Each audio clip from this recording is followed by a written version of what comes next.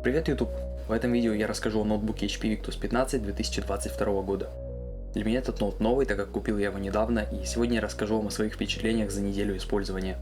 Как и у любых Windows ноутбуков, у этой серии куча вариаций, но они по большому счету мало чем отличаются. У меня модель на Core i5 12450H, 16 ГБ оперативной памяти и RTX 3050. Давайте начнем с того, что встречает нас в первую очередь при покупке. Упаковка. Здесь у нас минималистичная, но приятная упаковка в черном цвете и с логотипом компании. Внутренности упаковки вполне в духе HP, все просто и удобно. Сам ноут лежит вот в таком защитном коробке, который тоже открывается как ноутбук. Слева зарядка, блок размером как добротный такой powerbank, и не просто так, заряжает действительно быстро.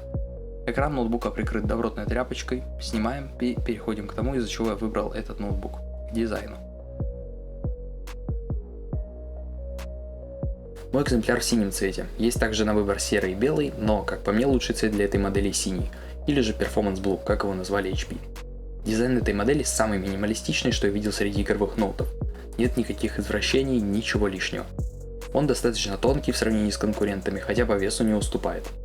Ноут просто прямоугольный, в отличие от других игровых моделей, где все время пытаются как-то закрутить с формой. Лично я считаю это стильным. Логотип на задней стороне сделан под хром, и его действительно можно использовать как зеркало, если, конечно, вовремя протирать.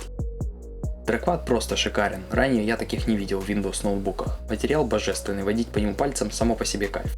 Можно ли работать без мышки? Да, однозначно. Я часто брал этот ноутбук с собой в разные места, пока работал над роликом. Работа с трекпадом всегда ощущается круто. Клавиатура здесь удобная, выглядит стильно. Из минусов могу назвать только достаточно маленькие стрелки. После клавиатуры моего десктопного ПК пришлось привыкать. Кнопка включения встроена как клавиша на клавиатуре, и это неплохое решение, пространство над клавиатурой выглядит чисто и аккуратно. Есть и странная вещь, две отдельных кнопки для вызова приложений.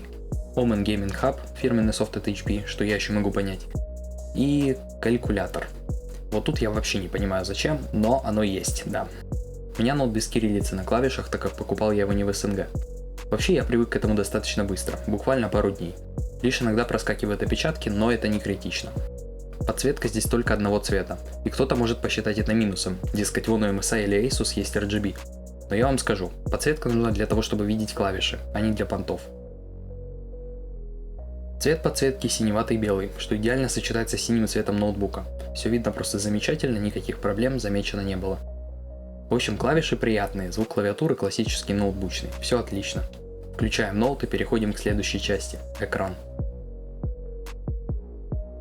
Обычная матрица IPS с Full HD разрешением, большего для 15 дюймов и не надо. Углы обзора замечательные, поверхность экрана матовая, поэтому блики не страшны. Цвета немного тусклые, если сравнивать с моим монитором от Samsung, но для ноутбуков эта тема обычная. Вообще картинка приятная, что смотреть сериалы, что играть в игры, что работать комфортно. И, конечно, главная фича этого экрана – 144 Гц. Тут мои глаза полностью удовлетворены. Винда и весь нужный софт работают мега плавно. И вот мы подходим к следующему, и очень важному – производительность. Как я сказал в начале, здесь установлен Core i5 12450H. 8 ядер, 12 потоков. Базовая частота всего 2 ГГц, но в бусте может подниматься до 4,4, что уже достаточно мощно. До этого я всю жизнь был в красном лагере. Но нет, не коммунистом, а юзером AMD. Мой ПК был на AMD, менял я процессор на AMD. Мой прошлый ноут был на Ryzen 5500, и вот теперь я перешел на Intel. Мощности этого процессора, конечно, хватит за глаза большинству людей. Запись и обработка голоса, написание музыки и монтаж для этого видео – все прошло без единого тормоза. Я пишу музыку в FL Studio, и мои проекты тут летают без особых нагрузок. Кстати, небольшое отступление, музыка из этого видео полностью моего авторства. Я оставлю ссылку в описании, если вы тоже создаете контент, можете смело использовать.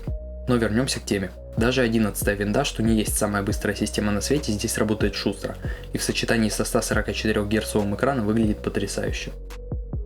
Во время простых задач ноут практически бесшумен, даже в режиме производительности.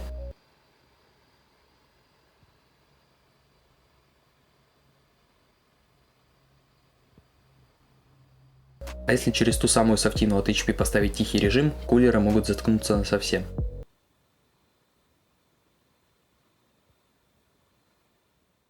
Но есть у этого ноута и обратная сторона. При сильных нагрузках в режиме максимальной производительности он может шуметь как реактивный самолет.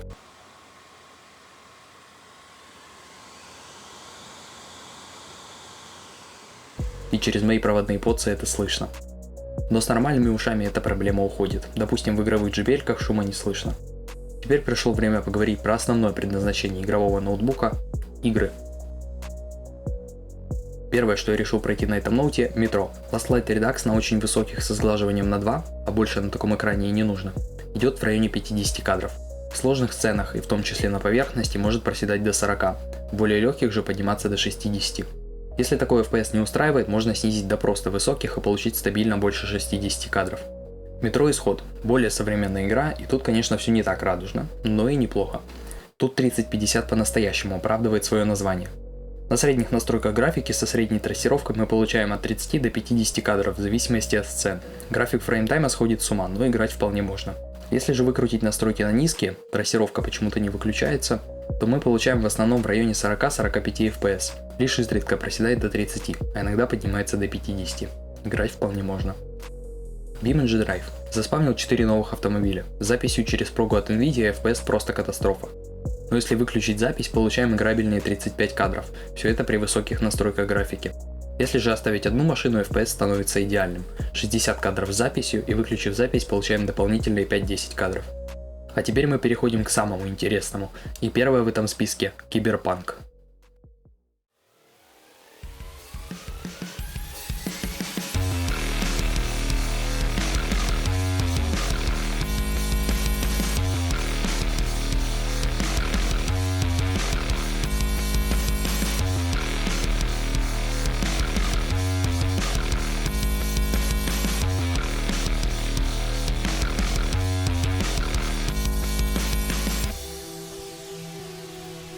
Здесь мы получаем 30-40 FPS на среднем пресете графики с DLSS-ной производительность.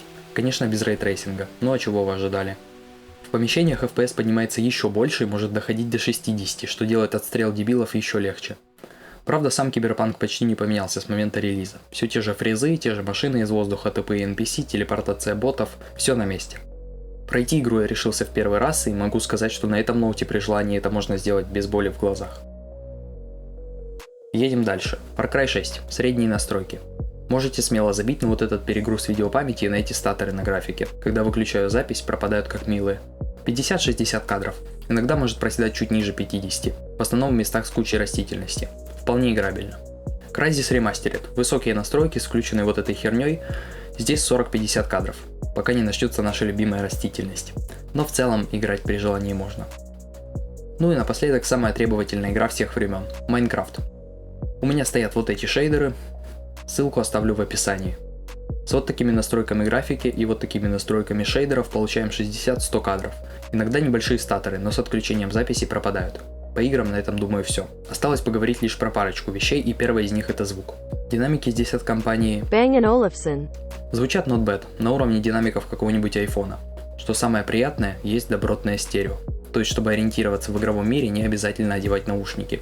Достаточно сидеть прямо напротив ноута, и стерео будет работать так же.